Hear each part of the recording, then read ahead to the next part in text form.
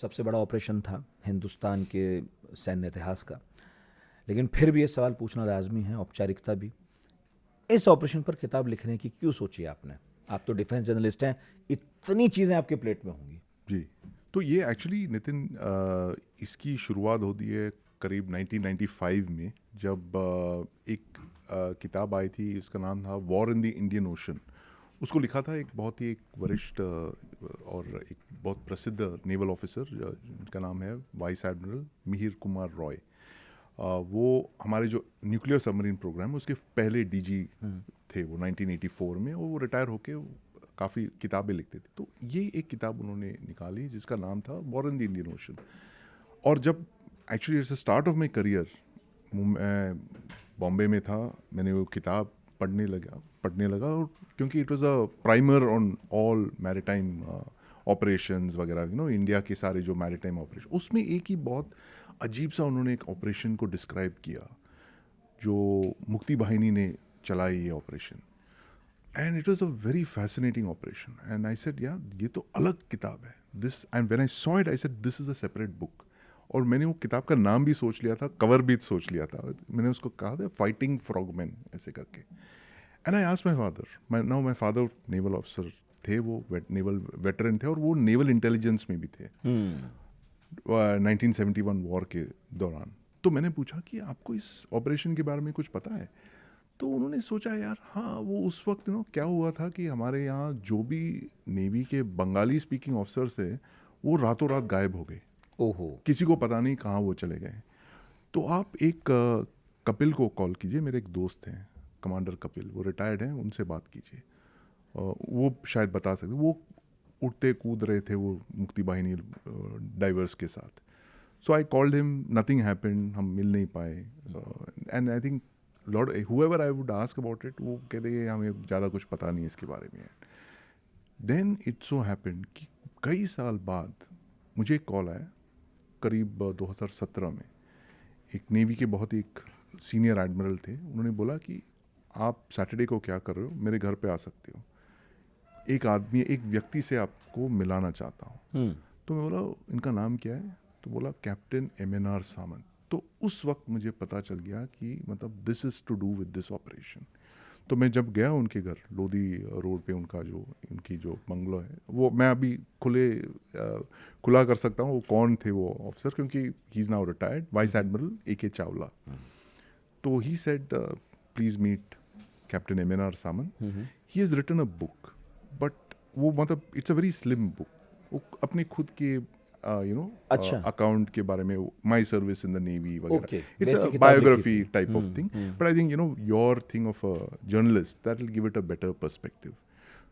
So I took the book and I met Captain Samant, of course. I mean, वो महावीर चक्र winner है, winner of the second highest gallantry award winner in combat. He has fought that. Very distinguished submariner है, जो हमारे जो पहले 4 submarines आए थे रूस से उस वक्त सोवियत यूनियन में, वो पहले कमिश्निंग कमांडिंग ऑफिसर थे INS खंडेरी के, हाईली ट्रेन्ड ऑफिसर। मतलब वो रॉयल नेवी में डार्टमथ में वो कमीशन हुए थे। He was the last batch of Indian navy officers commissioned in UK and first submariner commissioned in the Soviet union. तो मतलब is almost like a bridge between these two, navy के दो influential ये जो हमारे जो, हाँ बिल्कुल, मैरीटाइम पावर्स। और खेमे भी बिल्कुल। So then I started talking, and I knew that he had a big story to tell. So I used his biography as the backbone. Okay. And then I had to do a lot of research. I knew immediately this is what the story is. और वो इतने गुप्त type के आदमी थे, मतलब अगर आप उनको अपना नाम पूछेंगे, सर आपका नाम क्या है, वो 10 बार सोचेंगे क्यों चाहिए आपको मेरा नाम। तो मतलब he is like a life long spy kind of thing, मतलब खुफिया जासूस टाइप के आदमी थे, बहुत ही सबमरीन की तरह, मतलब पानी के नीचे रहते थे। तो उनके साथ में एक्चुअली आई 1-1.5 साल तक भी, he was already quite in his 80s, but what a amazing career, क्या क्या उन्होंने किया। He retired as a captain and he joined the merchant navy 1974 में करीब। But when I saw this operation, मतलब मुझे पूरी तरह से जब उसका पता लगा कि it was you know to use a religious connotation, it's virtually like वो जब कुरुक्षेत्र के युद्ध में जब श्री कृष्ण अपना विराट रूप दिखाते हैं अर्जुन को, उस तरह का एक डिस्क्रिप्शन था when he describe the entire operation. और उस किताब में वो चार्ट भी मैंने बनाए। इतना बड़ा operation starting before the war, ये शुरुआत किया था उन्होंने मई जून में, कि मतलब almost 6 months before the actual war began. पूरी तरह से उन्होंने प्लानिंग किया।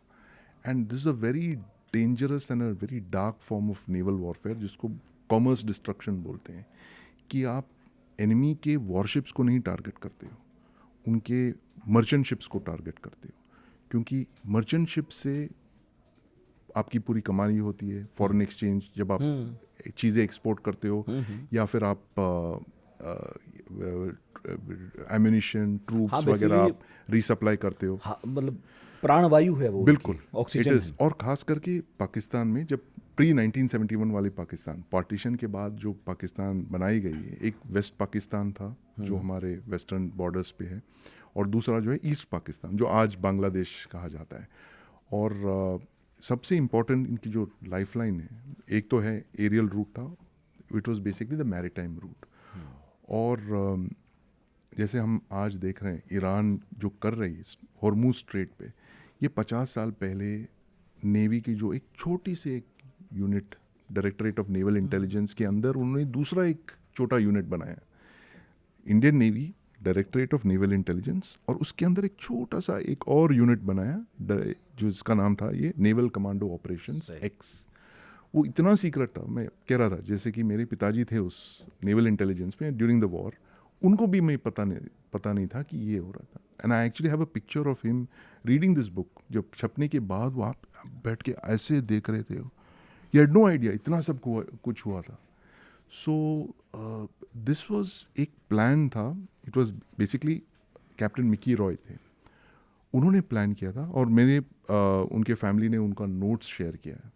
और जब उनके नोट्स आप पढ़ते हो तो आपको पता चलता है किस तरह की उन्होंने प्लानिंग की है, इतने डिटेल में। मतलब एक आदमी बैठ के मई में वो गवर्नमेंट इशू रूल्ड शीट्स पे वो 4-5 पन्ने की एक ऑपरेशन वाटर रैट लिखते हैं, बड़े आराम से लिखते हैं कि फर्स्ट फेज़ क्या होगा इसका, हम 400 डाइवर्स डिप्लॉय करेंगे।